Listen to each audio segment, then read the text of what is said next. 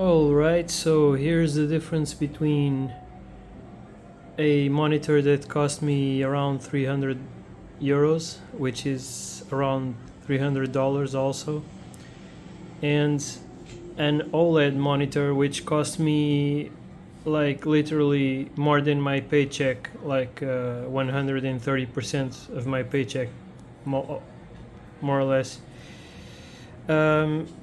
This is like a very cheap monitor, the cheapest you can buy for reference, right? I don't know if the difference is visible in video, but it's very easy to distinguish the quality between the cheap one, the really cheap one, and the OLED. It's kind of very noticeable, especially in the blacks. The black areas are very washed out on the cheap one, right? Just look at those blacks on the upper side of the image, right? But what is amazing is when you look at the $300 mini LED monitor, it's not an OLED, it's a mini LED that has local dimming. Look at how similar I got. I adjusted the settings. The contrast is on maximum.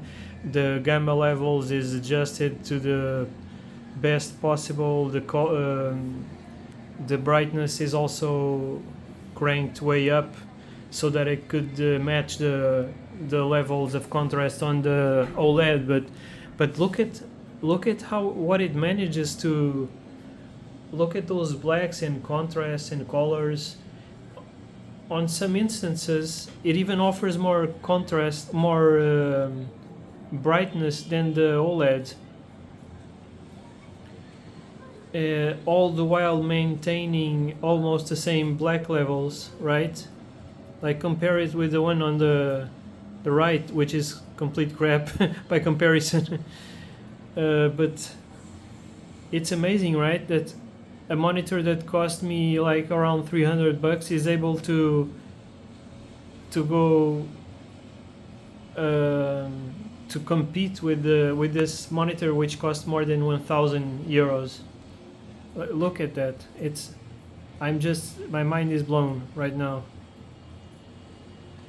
at how good this cheap $300, I mean it's cheap compared to an OLED, right? And the results are almost the same in terms of experience. And the other advantage is there's no burn-in. There's not nearly as much risk of burn-in. So, like, I'm really impressed, to be honest.